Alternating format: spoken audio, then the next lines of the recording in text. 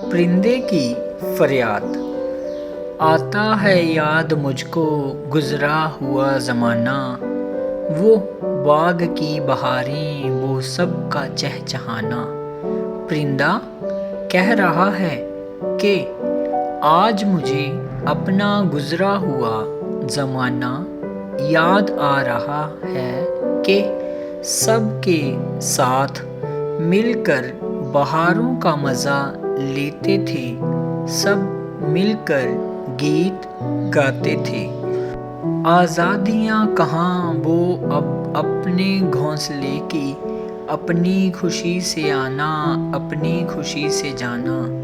پرندہ کہتا ہے کہ اپنے گھونسلے میں بہت آزادیاں حاصل تھیں، اپنی خوشی سے کہیں بھی چلے جاتے ہیں اور اپنی خوشی سے چلے آتے تھے۔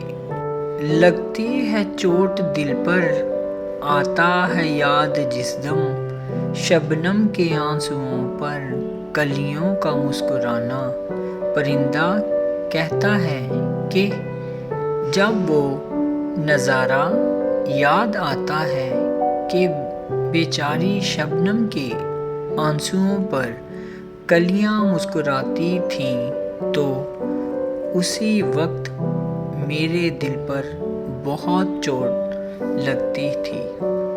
وہ پیاری پیاری صورت، وہ کامنی سی مورت، آباد جس کے دم سے تھا میرا آشیانہ۔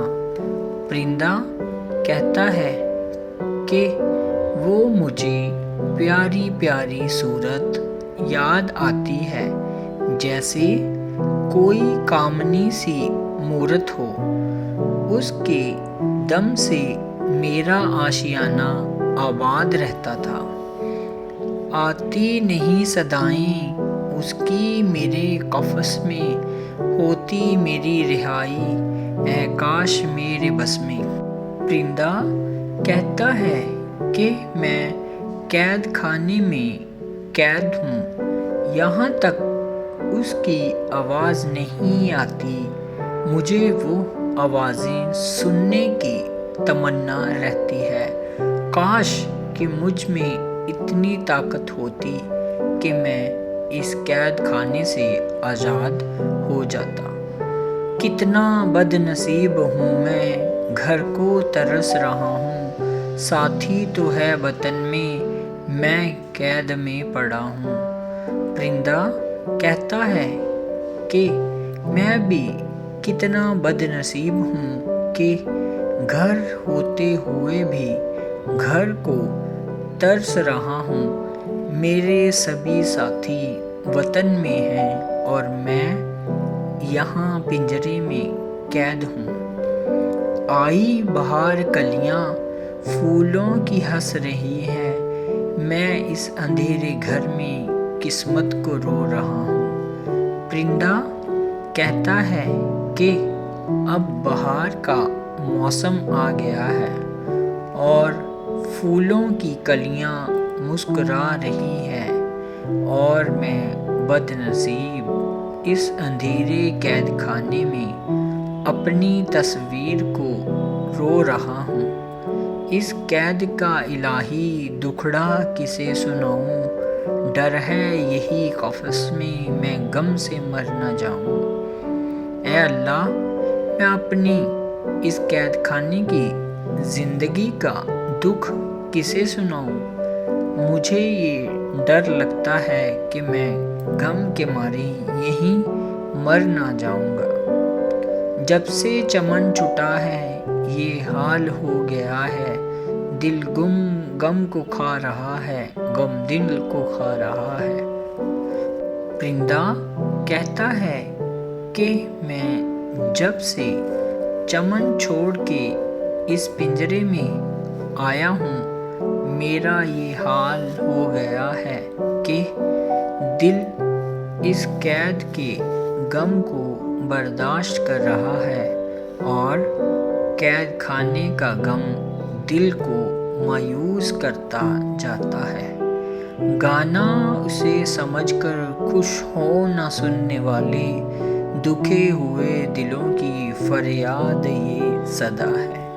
پرندہ کہتا ہے کہ اے سننے والے، اسے گانا سمجھ کر خوش نہ ہو، یہ گانا نہیں ہے بلکہ یہ تو میری درد بھری فریاد ہے جو میرے غم کے مارے میرے دل سے نکلی۔